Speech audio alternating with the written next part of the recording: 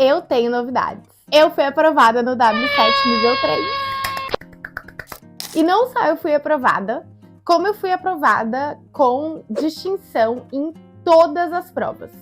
Então eu me senti na obrigação de voltar aqui e trazer para vocês os 5 pontos que eu acredito que foram determinantes para a minha aprovação com distinção. Eu sou a B e o meu trabalho é fazer com que o vinho se torne parte das suas melhores experiências.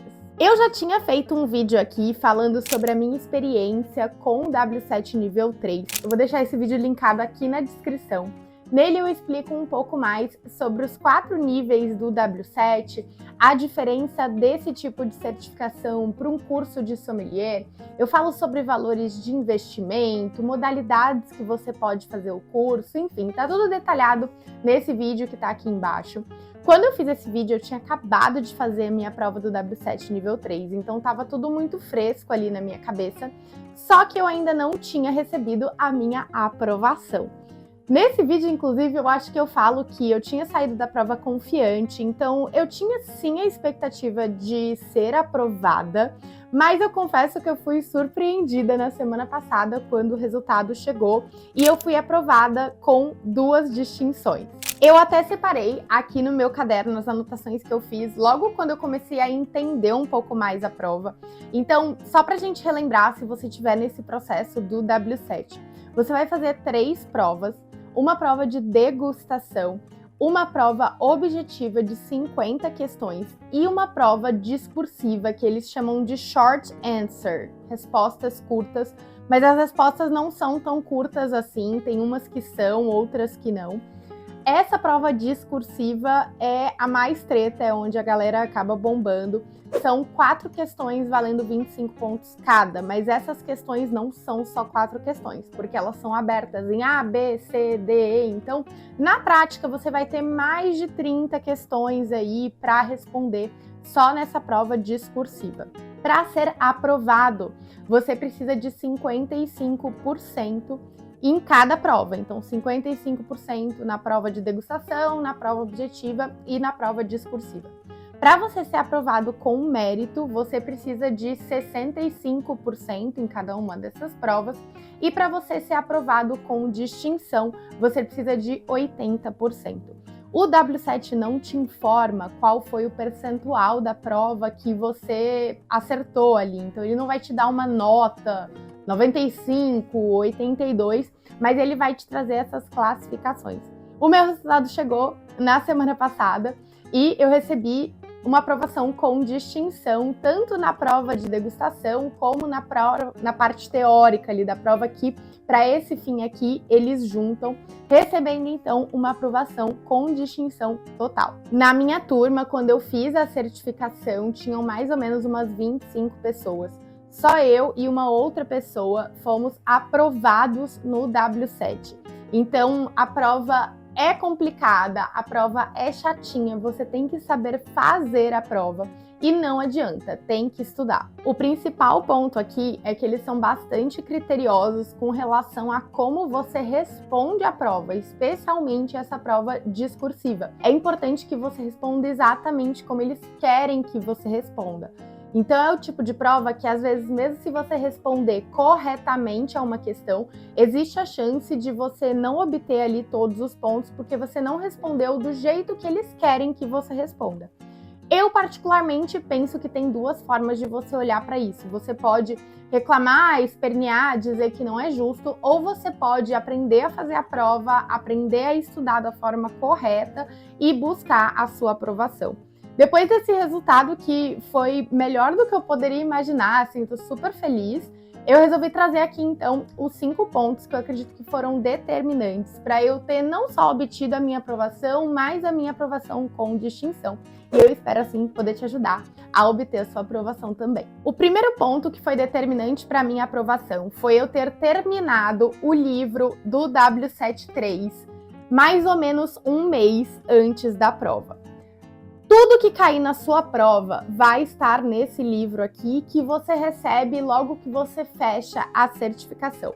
Esse livro tem 195 páginas. É uma leitura chatinha, ele não é muito didático, tem coisa que você vai ter muita dificuldade de visualizar, principalmente quando a gente fala de processos. Mas o fato é que tudo que vai cair na sua prova vai sair desse livro aqui. Então, o seu primeiro passo precisa ser ler o livro e o seu material de consulta precisa ser o livro. No meu caso, eu comecei a estudar de fato para o W7 em janeiro, para uma prova que eu fiz no último dia de março. Então, mais ou menos 3 meses ali. Só que esses 2 primeiros meses, eu fui estudando conforme eu conseguia incluir na minha rotina, eu não criei um cronograma efetivo de estudos, mas o fato é que 1 mês antes da minha prova, eu estava finalizando a leitura desse livro aqui. Isso me deu tempo para, nesse período de 1 mês em que eu peguei mais pesado nos estudos, eu conseguisse de fato internalizar todo o conteúdo que está aqui, assimilando de outras formas para além da leitura. Então, se você está se programando para prestar o seu W73, busca finalizar a leitura desse livro com pelo menos 1 mês de antecedência da prova. Eu fiz isso e eu acho que funcionou super bem. O segundo ponto que foi determinante para a minha aprovação foi um estudo organizado de 3 passos por 2 horas por dia durante esse período de 1 mês. Uma vez que eu finalizei a leitura do livro, eu decidi me organizar e eu montei o meu cronograma de estudos. Eu peguei todos os capítulos desse livro aqui. O denso da prova, o denso de conteúdo são as regiões, mas uma parte muito relevante da prova são os capítulos iniciais aqui do livro, que eles chamam de vitivini, né? Que vai trazer ali formas de você fazer vinho, vai falar, por exemplo, sobre maceração carbônica, fermentação malolática, cultivo da videira. Tudo isso é extremamente importante. Eu listei todos os capítulos aqui desse livro e eu fui me organizar para ir fazendo uma certa revisão / estudo. E como eu fazia isso? Eu usei esses 3 passos. Eu já tinha finalizado a leitura do livro e aí eu fui revisar com base no livro também. Então eu lia um determinado capítulo, vamos supor, França, Vale do Loire. Eu lia o capítulo do livro como estava aqui para relembrar. E aí depois eu seguia mais 2 passos que eu acho que foram super importantes para eu conseguir de fato assimilar todo o conteúdo. Eu já falei sobre esses 2 passos no outro vídeo que eu fiz, mas agora eu venho reforçar, tendo aqui a validação, né, da comprovação do método que eu segui, que eu realmente acho que foi muito importante. Lido o livro, eu usei um canal aqui do YouTube, eu vou deixar também aqui na descrição, que é o canal do Wine with Jimmy. O Jimmy, ele tem uma escola de vinhos em Londres, ele faz uma certa mentoria ali para quem busca aprovação nos diferentes níveis do W7 e ele faz aulas ao vivo aqui no YouTube. Na verdade, ele tem uma plataforma que é uma plataforma exclusiva de alunos, mas ele disponibiliza muitos vídeos gratuitamente no canal dele aqui no YouTube. Esses vídeos são em inglês, então tem um pouco essa barreira da língua, apesar de que hoje talvez você até consiga uma tradução ali. Esse canal do Jimmy me ajudou muito. Os vídeos dele são realmente muito bons. Ele te ajuda a visualizar algumas coisas que o livro traz de uma forma não tão clara. Quando ele vai falar sobre cada região, ele entra no Google Maps e vai te mostrando a região. Então, de fato, as aulas do Jimmy me ajudaram muito a assimilar todo esse conteúdo. Às vezes eu assisti essas aulas, por exemplo, enquanto eu estava fazendo meu cardio matinal. Você consegue dar uma otimizada, colocar ali no 1.75, às vezes até no 2, dependendo da sua compreensão aí do inglês. Mas essas aulas me ajudaram muito, então é um canal que eu recomendo se você está prestando o W7 nível 3. O terceiro passo desse meu estudo organizado de 3 passos, eu também falei sobre esse passo no outro vídeo que eu fiz, mas vale reforçar, foram os mapas do Giuseppe Seppi. Vou deixar linkado aqui também na descrição o link para você fazer o download desses mapas. O Giuseppe, ele pegou os mapas que estão no livro do W7 nível 3, com as cores que eles usam, e ele fez uma espécie de resumo para que você vá preenchendo, não apenas com as regiões, tá tudo anotado, como vocês podem ver. estudei bastante, mas também com os aspectos mais importantes. Então ele coloca não só para você localizar, por exemplo, aqui a gente está falando de Nova Zelândia, a gente tem a região de, por exemplo, Nelson, onde está a região de Nelson, mas também quais são as uvas mais usadas nessa região, como que é o clima, quais são os fatores de risco, tudo isso vai entrar nesse resuminho aqui. Se você é uma pessoa visual, isso aqui é muito legal, até porque no W7 nível 3 eles são bastante criteriosos com relação a essa coisa das regiões.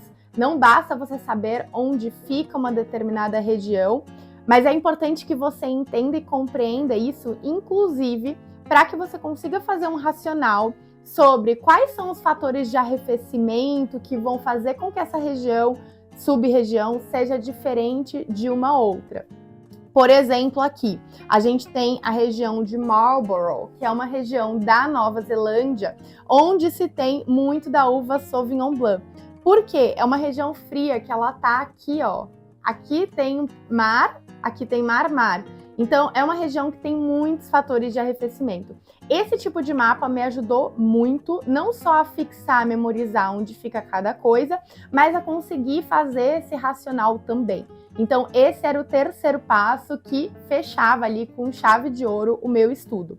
O Giuseppe tem os mapas para praticamente todas as regiões do W73, tem uma ou outra que não tem. Para essas que não tem, eu busquei escrever no próprio livro do W7 o nome da sub-região, qual que era a uva principal para conseguir fixar isso também. Aí lembra que eu tinha falado que eu finalizei o livro com 1 mês de antecedência da minha prova? Pois é, nesse período de 1 mês eu reservei aí mais ou menos uma média de 2 horas por dia para fazer esse estudo de 3 passos. Tinha dia que eu consegui estudar mais, tinha dia que eu consegui estudar menos, mas realmente é muito conteúdo, então eu reforço que você reserve um tempo considerável para você conseguir estudar e se preparar para a prova.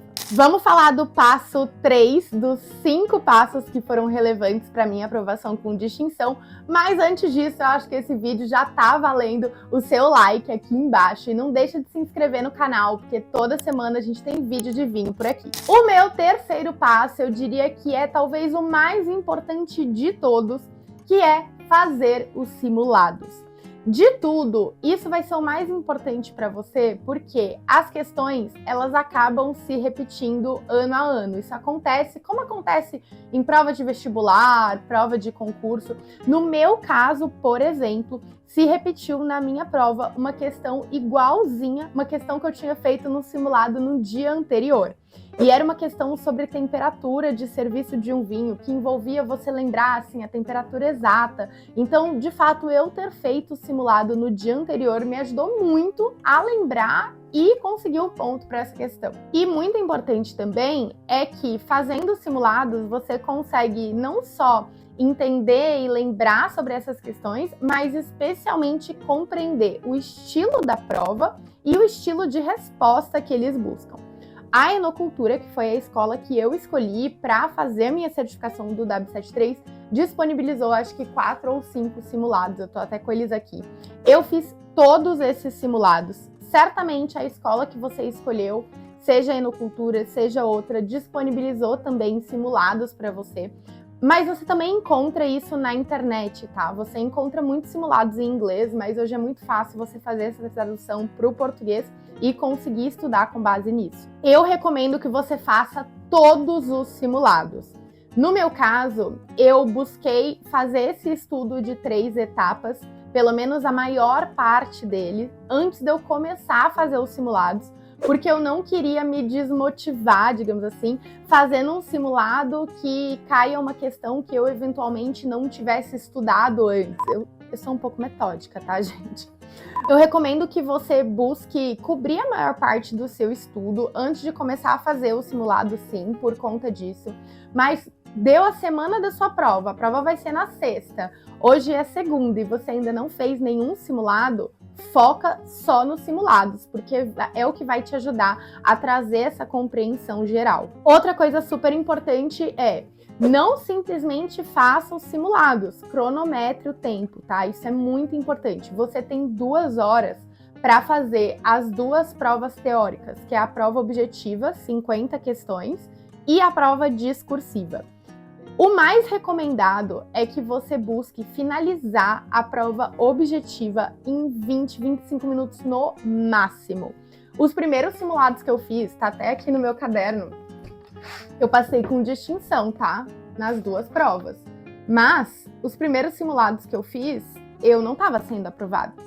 Então é muito sobre treino. Claro que os primeiros eu fiz mais para testar, antes de eu ter feito esse estudo de 3 etapas, mas é muito importante que você faça isso e cronometre. Os primeiros que eu fiz, eu acho que eu até anotei aqui, eu não estava conseguindo finalizar no tempo, ó, eu marquei aqui 50 minutos para fazer 2 questões de 4. Eu fui marcando o tempo, então eu recomendo que você faça isso, porque o tempo é apertado e você precisa entender o estilo da prova e como responder. Ponto 4.